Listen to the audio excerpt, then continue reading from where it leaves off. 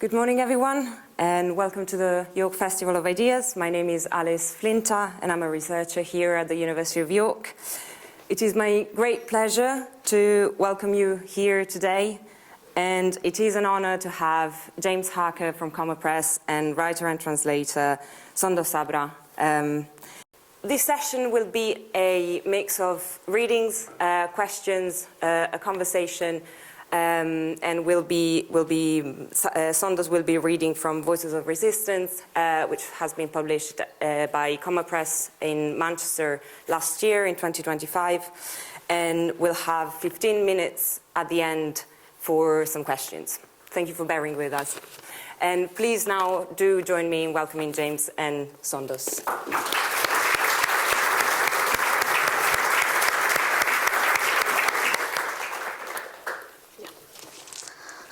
Shall I go there? Oh, sorry. Wherever you want. Okay. So I'll start reading a diary. I wrote it on October 7th, 2023. It's called Rain and Olive Trees. It is raining, and I love rainy mornings. October rain is particularly eagerly anticipated by Palestinians, especially my father. He is in tenterhooks for it.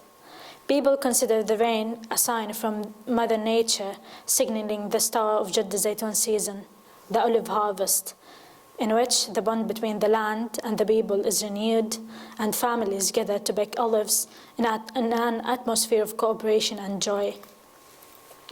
My grandfather, Salim Khalil Sabra, was born in 1897, before the establishment of Israel and before the British Mandate. He spent much of his life planting his land with olives and prickly pear trees. My family name Sabra comes from the Arabic word, the prickly pear trees, and from our reputation of planting them. My grandfather established our orchards over 80 years ago, and when he passed away in 1994, after living a long life, nearly 100 years, my father and his brothers pledged to take care of the orchards as if the trees were their own children's. The olive trees is like Palestine, my grandfather used to say. Its roots burrow deep into the earth, its branches are a symbol of peace, its oil is the elixir of life. Despite all the colonizer attempts to steal his land, the Palestinian clings to every last inch of it, facing the Israeli thrust for annihilation with an even more steadfast determination for life, dying 1,000 times if necessary, only to raise back up with a newfound love for homeland. Every October, our family, from the youngest to the eldest, prepares for the Jadda Zaytun season. I have a big family, 12 sisters and 2 brothers. This year, my father has bought a new ladder, and my 7-year-old brother Mahmoud has fetched a large, elegant glass bottle to fill with olive oil and give to his school friend Aisha. Yes, in Palestine, we give olive oil as a gift and a symbol, a present for a friend, a reward for success, a blessing for a bride. As for myself, I try to convince my father to buy a new tea kettle, but he insists on keeping the old one, so charred by years of fire that it's now completely black. My father cherishes his things. He's the same with his relationships. He always says, the dearest things I own in this life are my land, my library, and you, my children. I'll tell you in a secret, throughout my childhood, I felt jealous of my father's library. I used to chide him. The dearest things you own in this life are me, and me, and me. Then your books. I'll donate all your books to my school if you do not accept that. I'll donate you, he replied jokingly. Or better still, I'll sell you and buy more books with the money. James, James is editor at Comma Press and a playwright as well, and the producer of Voices of Resilience, the theatre production that came out of this book. Could you tell us a little bit how Voices of Resilience came to be and what's come out of it as well? Yes, so Comma Press is a short story press based in Manchester, and my colleague Basma, who is the Arabic series editor at Comma Press, is also from Gaza herself. In 2014, Comma published a book called The Book of Gaza, edited by a writer called Atef Abu Saif. And the same year there was the Israeli occupation's assault on Gaza, and out of that came a book called The Drone Eats With Me, a book of diaries. And so at the start of the genocide in 2023, Comma published another book of Atef's, Don't Look Left, and there were various stage productions of readings from this book, including one at Home Theatre in Manchester that Home cancelled after the Zionist pressure, but amazingly the theatre is also an art centre, and 100 artists came and took their paintings off the walls so that, to pressure the art centre to putting the event back on. And at this time, so Sondos, you had met Ra and Basma in Gaza. Can you tell us about how that happened? Yeah, I was participating in workshops that we gather all as writers, reading new texts and hearing from our friends what they have. And once Ra came, he visited Gaza. I think it was like a family visiting. And he was talking about a fictional project he wanted to write about superheroes in Palestine. But he found some difficulties in translating some literary terms. So I volunteered to translate for Ra in that workshop, and it all was by coincidence. It wasn't prepared. After that, we met once again on the second day. Then we kept chatting on WhatsApp.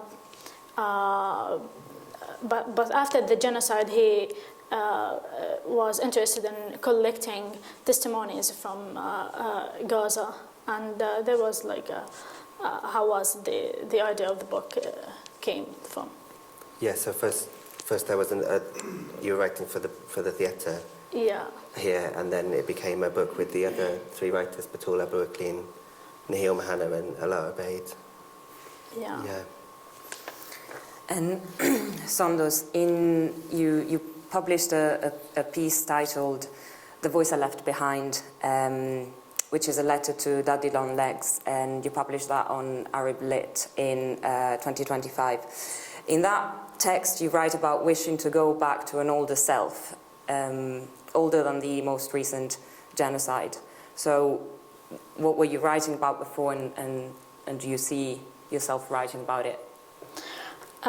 Before the war, I was writing about the everyday lives in Gaza, our history, and how to tell our stories. As a writer and researcher, I was fascinated about exploring how memory works. And there was a room for hope in my writing. Later on, but also before the starting of the genocide, I was co-founder of Shagaf, Passion in English. It's a literary initiative. We were gathering every single week, sharing with our friends new writings and hearing from them, debating, singing, and writing about the main issues that concern the Palestinian at the time. For example, the right of return, stories from prisoners in Israeli jails, the blockade in Gaza, chatting on the political atmosphere in Gaza, democracy in the Middle East, and Palestine in general. After the beginning of the genocide, the main issue was how to survive day by day. And our writing centered on surviving pain, loss. Do I see myself write those things again? The honest answer, no, I don't think so. After the genocide, there's a massive disappointment from the world. Before I felt my writing could change something, but now I don't think I will look at a blank page at the same hopeful eyes today. Yeah. You have been writing a long time as well, in different forms as well. Can I ask you what's your process of writing, whether you've always written in English, or you wrote in Arabic, or you write in both, or does it depend from something in general, your process of writing? Yeah. Before the genocide, I used to write poetry, fictional short stories, and all of them was in Arabic. Mm-hmm. But I started writing in English when I started my studies as a student in English department in Islamic Uni. For the writing process, honestly, when the war began, I used to sit for long hours, write for long hours, share my thoughts with my friends. But a moment came,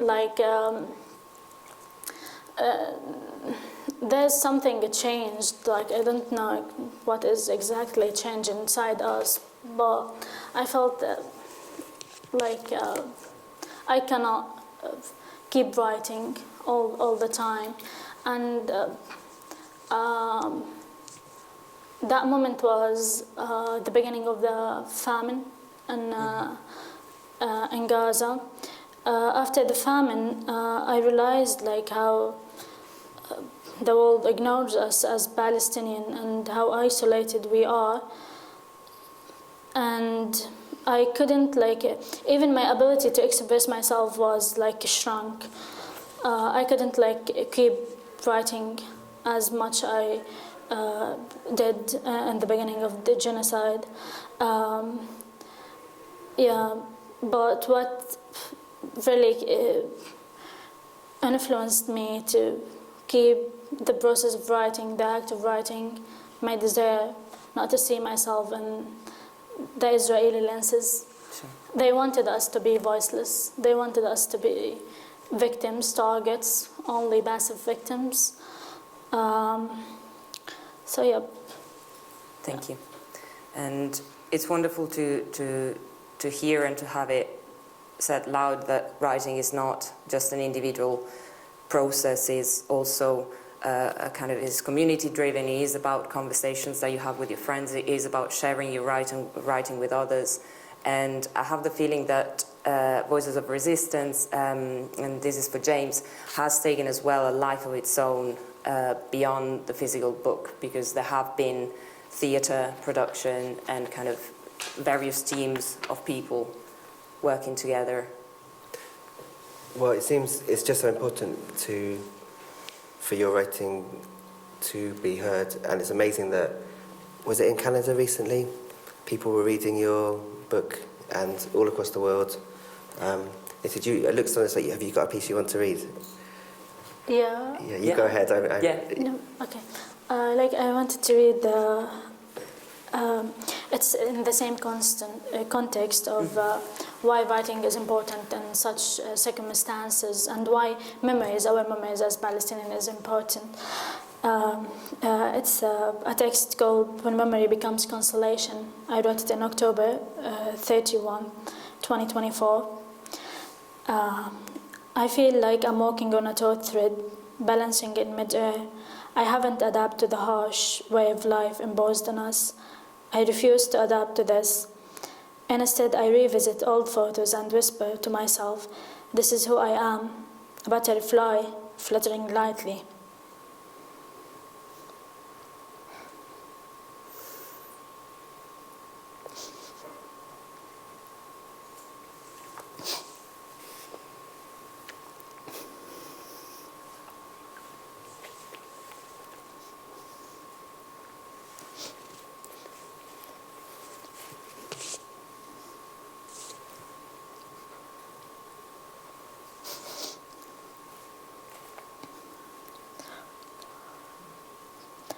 Sorry.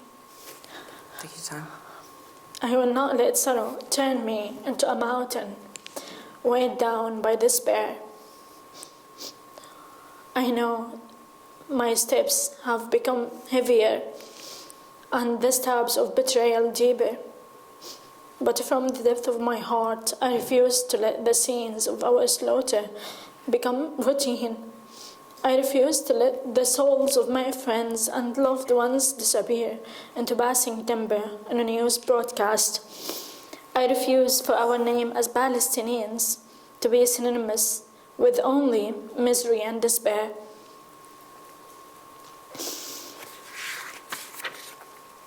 From day one of this genocide, the Israelis announced loud and clear, no water, no food, no electricity.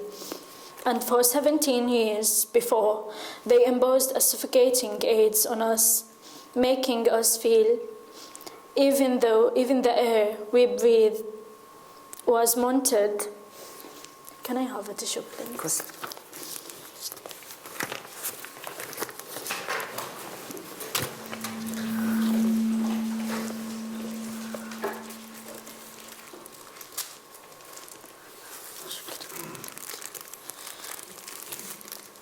Shukran, thank you.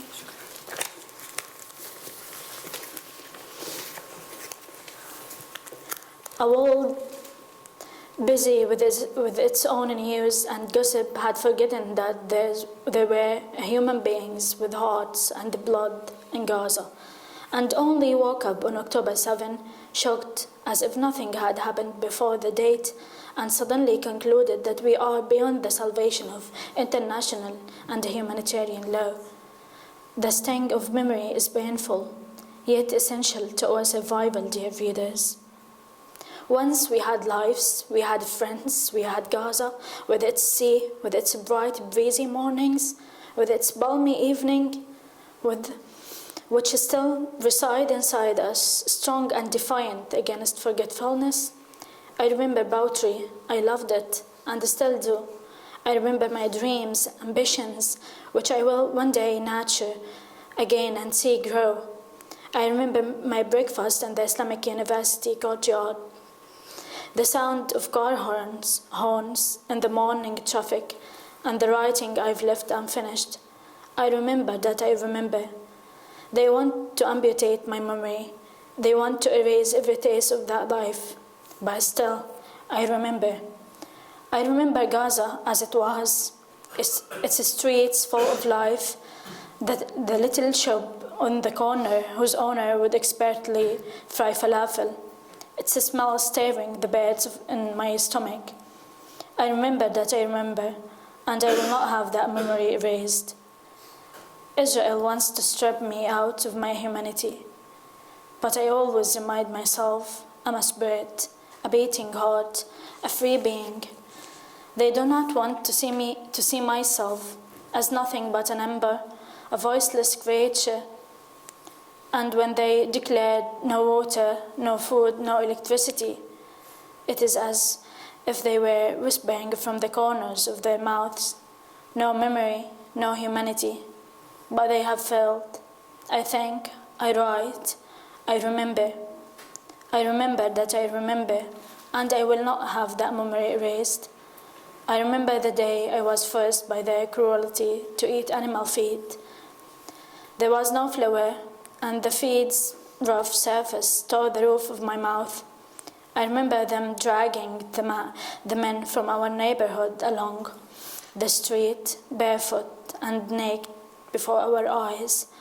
I remember how my sister's children lay dead, unburied for days. In the worst moments, I turned inward. I began to write, and writing became my salvation. Every tyrant on this earth tried to control the oppressed, depriving them from the simplest necessities of life, but none has ever succeeded in controlling their thoughts. Thoughts escape shackles. Thoughts soar into the skies of freedom. Yes, I remember. I remember that I remember, and I will not have that memory erased.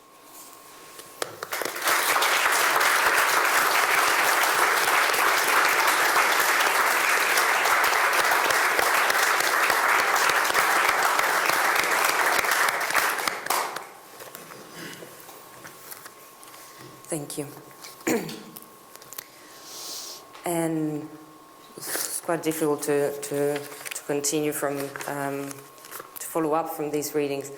And you're here today because you moved to England last year in 2025, in November 2025. And I was wondering whether you would like to tell us a little bit about that. About your experience of moving and of then carrying the memories across the water and across the land. Yeah. My answer also would be reading another text in which I documented my journey from Gaza to Lancaster. Yes. I will give you like a brief information about my journey. I got evacuated in November 2025. I got a scholarship to complete my studies, MA studies in creative writing in Lancaster Uni. And we were like 16 students in different cities in the UK, each of us in different major.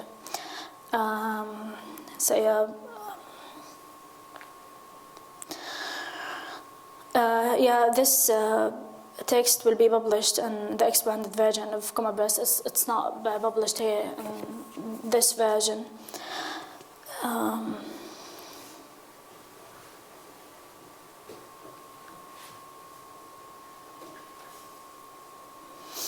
At the end of last year, I received an unconditional offer for creative writing MA program at Lancaster Uni, with the studies to begin in October.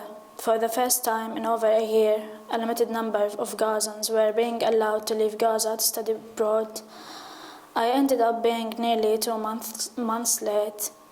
Every day, I checked up my university email to reassure myself they were still waiting for me, just as I was waiting, like thousands of Gazans, for Israeli permission to leave the Strip to access treatment or education. On the last day in Gaza, everything felt heavier than I could bear. My father kept coming into my room, asking if I needed anything. He repeated, "Do not worry, I will keep praying for you." He tried to hide the trembling in his voice, but I can hear it. My friends surrounded me with looks that held both happiness and sadness. I keep thinking of Noor and Yasmin, the closest to my heart. One a dentist and the other is a lawyer, and the war that has stood in the way of their own dreams. At Karm Abu Salim, the border crossing into Israel, I realized that while we had been living in darkness, the world outside Gaza has been bright all along. It was 3 a.m., when I stepped off the bus with 15 other students, each of us heading to a different city in the UK. The weather was not cold, yet most students wore layer upon layer of clothing so they could carry as much as possible, since luggage was forbidden. We waited nearly for 2 hours before we were allowed to enter the Philadelphia corridor. As soon as we entered the corridor, it was clear that Israel had controlled the area for years. The road was newly paved and smooth beneath our feet, a strange comfort after so long walking on shuttered streets. Along the edges on the asphalt lay glass, torn bags with flour and broken tins. The road was full of stray dogs. I saw a species of bird I realized I hadn't seen in a long time. At the first checkpoint, an Norway staff waited. "Put every piece of clothing you have," they said, "and do not carry anything in your hands except your documents." I was carrying a small handbag I had embroidered myself, but I was told it would be confiscated because it was leather with a metal buckle. So I left it with the bus driver. A man known as the Mustache stepped forward. He asked bluntly, "Who are you?"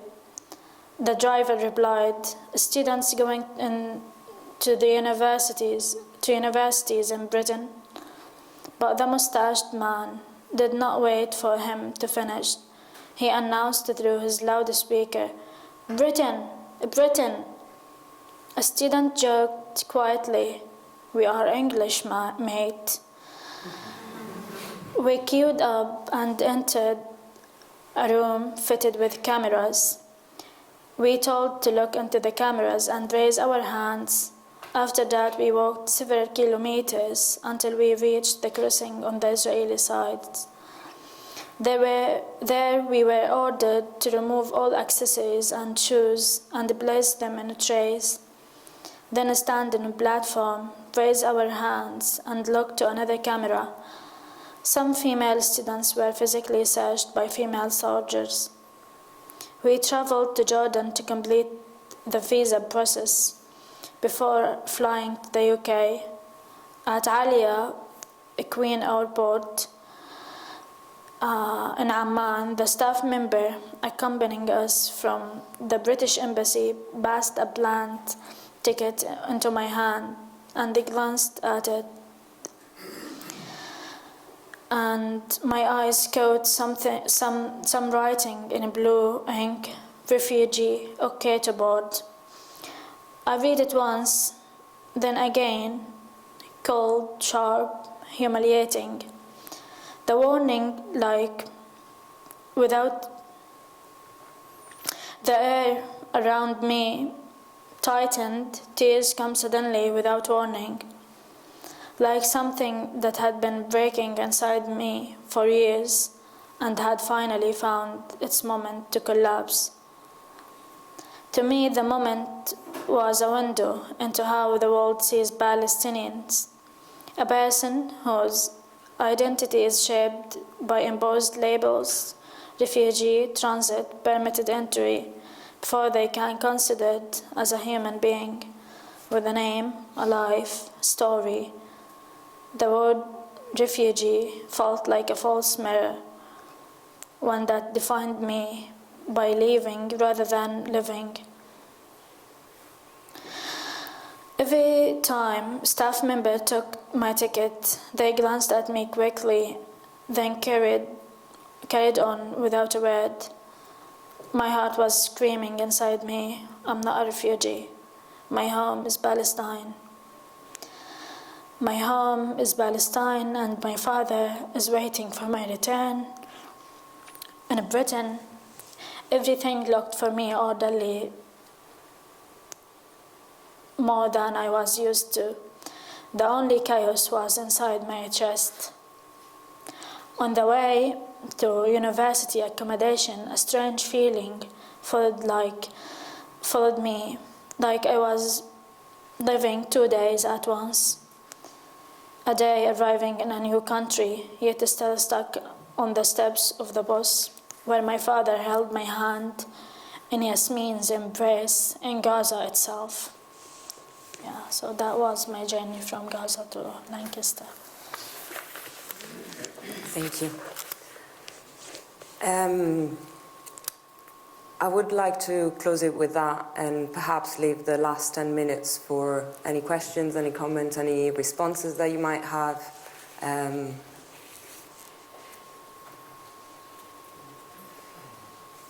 some silence to take it in. Yeah? Would you like to... there's a couple of mics. I wonder if you have met the Palestinian writer from the West Bank that wrote Palestinian Walks, and also he wrote A Stranger in My House. I think these two books are absolutely so marvellous at giving an insight into the terrible times that the Palestinian people are having. And I wish I could make it compulsory for the whole world to read these books, but I can't just remember his name, but he's the most wonderful writer. I just wonder if you've met him. A Stranger in My House. Human rights lawyer now. Do you know him? The writer who wrote A Stranger in My House, it's called. I don't. Just you haven't met him, no. I just wondered. No, like I will give you like Gaza and the West Bank are separated. We cannot visit Gaza. No, we cannot visit the West Bank, and they cannot visit us. No, and even dreadful. Jerusalem, we cannot reach Jerusalem. When I told anyone like I'm from Palestine, especially the Muslims, they asked me, "Okay, pray in Al-Aqsa Mosque and pray for us." Like I tell them, "No, I cannot go to Al-Aqsa Mosque." There's like a blockade in Gaza since 2007. Yeah. Thank you. Which is almost all your life. Yeah. I just want. Can you hear? I just want to say thank you for coming. I'm absolutely honoured to hear you. You know, many of us here have walked alongside the Palestinian people throughout the genocide. We feel utterly hopeless. Is there anything else that we could do to support? You know, we march, we write to our MPs, we do everything we can, but we still feel so hopeless. But we're here in solidarity, and it's wonderful. Everybody needs to hear you. Our Parliament needs to hear you. Thank you so much. Thank you so much. Like I'm living now in Lancaster, and I truly am surrounded with wonderful pro-Palestinian community, and they are like my second family here in Dani.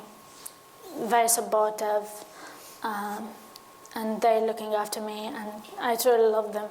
They do their best to raise awareness about what is going in Gaza and in Palestine in general.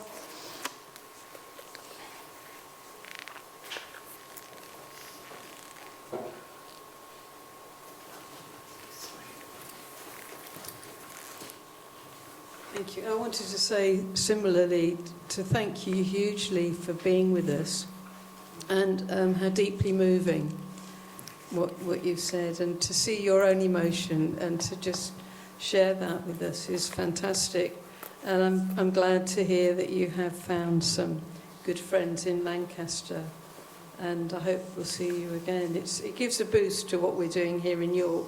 We are very active in York, but to have you at the Festival of Ideas, I hope we will have more about Palestine in future years. So to see something in the programme and to have you here talking about your experiences is really wonderful. Thank you.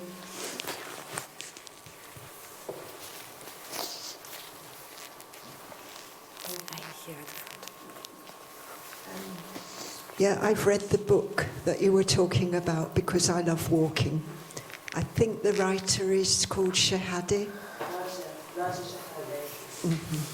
And not difficult to find in the bookshops in town.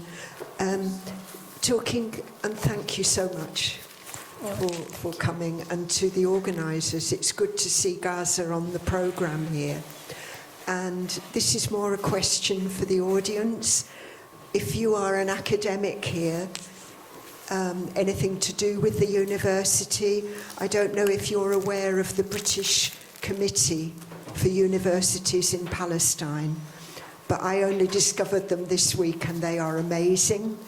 Their website is full of wonderful articles and all sorts of things, and I have a copy here of Why Boycott Israeli Universities, And so this is another thing that people could do here, raise this on your academic agendas, and I'm happy to give this to anybody who really wants it. Thank you. And thank you again. Thank you.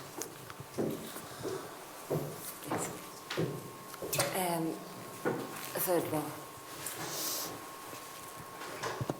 Thank you. I was just wondering, how have you found like your reception, like among British people, like arriving here? How have you found people respond, especially when you say you're Palestinian, and like you're at Lancaster University? What's the general perception? Not like your specific group of people, but just generally like the public. How have you found they've like responded to you? Yeah. So I reached here in November 2025, almost 2 months late from the start of my studies. I was supposed to be here in September. I was well received from the uni and from the pro-Palestinian community in Lancaster. They picked me from the airport. Even in Jordan, we were received from a group of volunteers from Palestinians and Jordanians. And they were all completely volunteers. And I felt the warmth of doing things from your heart, not like for example, if you are paid to do things. No, they do it out of love. Yeah, and I felt it. And now in Lancaster, as I told, I'm surrounded with the pro-Palestine community. We gather every week. We see each other, taking care of each other. And I like their vibes, their spirit. Yeah, they're truly good people. Sondos, when you meet other people who aren't part of that community, I think the lady was asking, how do you find their response? Okay. Honestly, like I didn't take or give much time to such gathering because I had a lot on my plate, things regard to my studies. But there's awareness, and including among the audiences and the people in the UK in general. They know what is happening in Palestine. For example, my friends living in another countries, when they tell I'm from Palestine, they double check, are you from Pakistan? They do not even the name of Palestine. So I think the awareness here in the UK is more than in other countries. Yeah. And I'm truly glad for having such people around me, and people know what is happening in Palestine and try their best to boycott, to march, to gather, to do something to prevent the genocide in Gaza. Unfortunately, it hasn't ended at all. The bombing is still happening in Gaza, and it's expanding to Lebanon, which is heartbreaking. Yeah.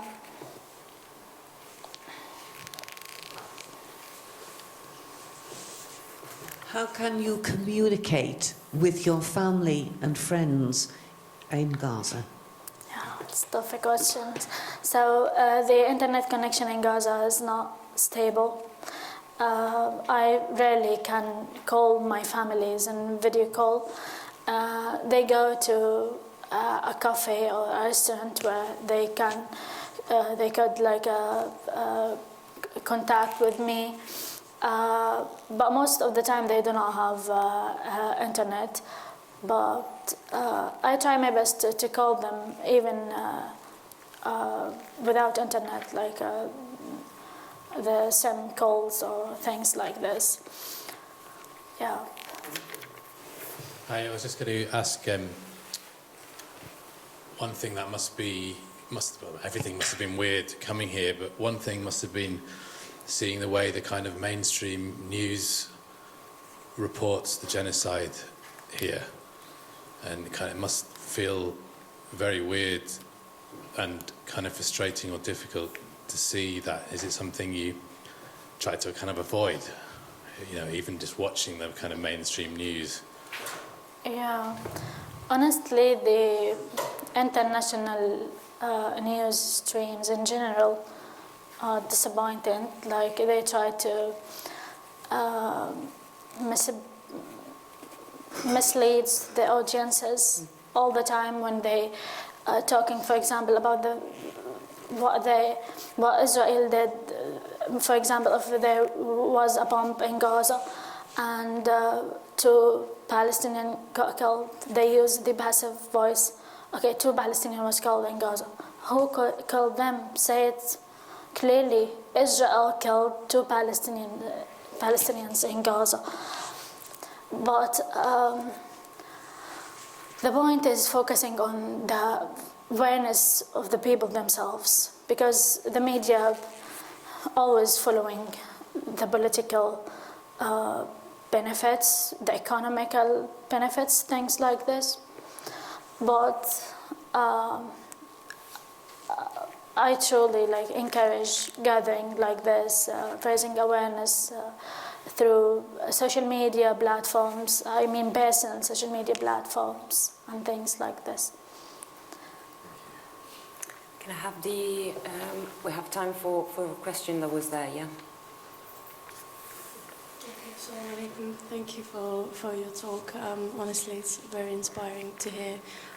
My question is more about your writing here and your studies. How do you see yourself writing in the future about your experiences?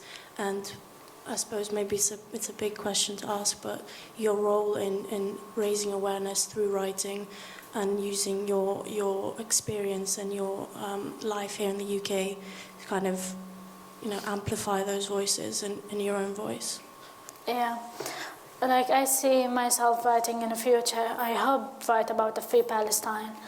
Now I'm working, besides working on expanding the expanded version of Voices of Resistance, I'm working on a project called Salt and Memory, which talk about the experience of hunger in Gaza.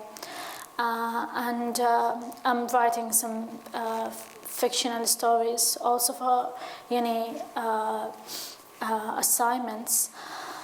How do I see my future as a writer? I like to write more about fictional historical heroes in Palestine, for example, and in the Middle East. And I'm fascinated in fictional writing in general. Thank you. One very quick last question here in the middle, please. Thank you. If you were able to meet the British government, what is the one thing you would ask them to do for Gaza? Or maybe 2 things. I don't know. I really don't know. But stop weaponizing Israel. At least stop weaponizing Israel. Stop killing our beloved ones in Gaza. And deal with us as equal human being. Yeah.